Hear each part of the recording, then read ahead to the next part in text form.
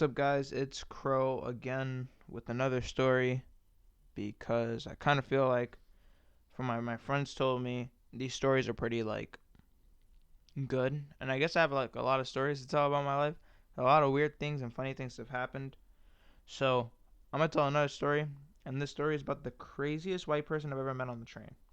So it was freshman year, and me and my friend Justin live on the 2 line of New York City. So my friend Justin lives on Simpson, and I lived further down. So we're taking the one train, and our school is near 50th Street. And since we're in New York City, so we hop on the one train, and it was rainy that day. I remember the day perfectly. It was rainy, and we were on the train, and it was really really crowded. I think there was delays and stuff because of something on 42nd Street. No, no, not something on 42nd. Yeah, something on 42nd. And we get on a train. It's super packed, and mind you, my umbrella was too wet to put in my bag. So most bags come with like the little net on the side for your bottles, but my umbrella is like thin enough and it's like thick enough but small enough to fit in it perfectly. So I'm like, all right, that's a good idea. Let me just put it in there, and I put it in a bag and stuff. But it had like a long handle, and I didn't know the handle was like when you press the button, the hand, you know how your handle sticks out and stuff, and then it opens. The handle was open, but the thing was tucked in like the umbrella, like the cloth. So some lady, so we get to 59th Street, and it's right after 50th since we're going uptown, and some lady just tries to get off last second, and she bumps into me. So what happens when she bumps into me is she pushes me to the side where this old man, the white guy was sitting, and my umbrella, like, I didn't even touch him.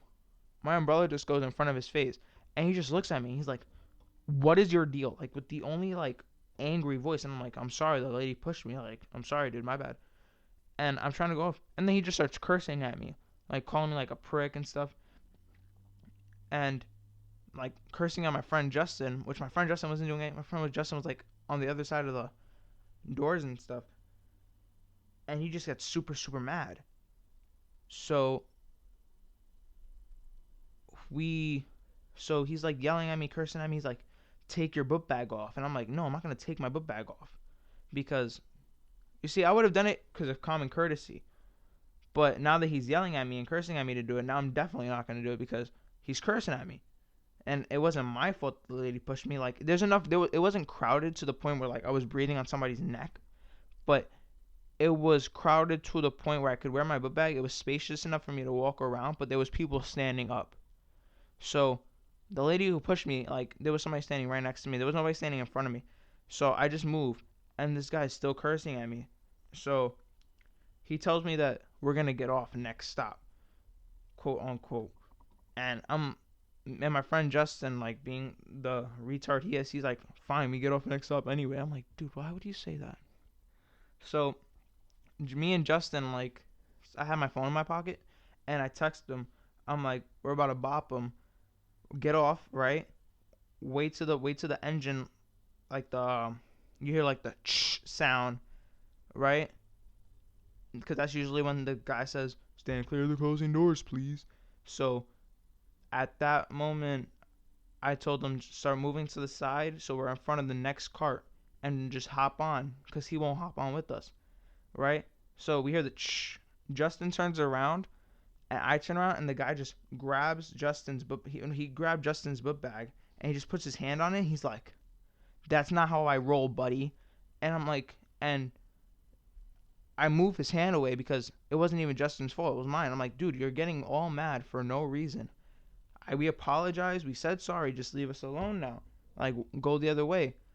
And then he's like, no. So what happens is on 72nd Street, there's these cameras that show you like video feed and intercom. Like, so they call the police down, and eventually, like, there's a whole bunch of teenagers, like older teenagers, like seniors and stuff. They looked older than me because one of them had like kind of like a beard, like a patchy beard growing, and he's like cursing at the guys like, "Yo, you're leave them alone. They're like 14, like little, they're kids, and they said sorry. They made a mistake. Like leave them alone." And the guy's yelling and yelling and yelling, and he has a fanny pack, and he pulls out his iPhone 4 and starts dialing 911. And the cops come, and they asked me and Justin what happened. I was like, some lady pushed me. My umbrella went in front of his face. Nothing touched him because I would have felt it touched him. And I was like, I apologize. And he just started cursing at me, like harassing me. And they were like, look, either you can go away. They were telling the old man this. It was like, either you can go away or we're gonna charge you for like harassment on a minor. So the guy gets on the next one train and leaves. And like after that, like everybody on the 72nd was just laughing at this old man because he's getting so irritated for no reason. And I think that day we made like two friends, and we see them every time we take the two train. One's name is like Jaquil, and the other guy's name is like Mark. We don't see them all the time, but we see them very often. And that's it, pretty much. We end up going home. I told my uncle and my dad about it. My uncle found it pretty funny because my uncle takes the train, like the same train as me every day. So, like, he knows, like, the situations that happen and stuff. And that's basically it for today. Hope you guys enjoyed. I'll see you guys next time. Jesus Christ.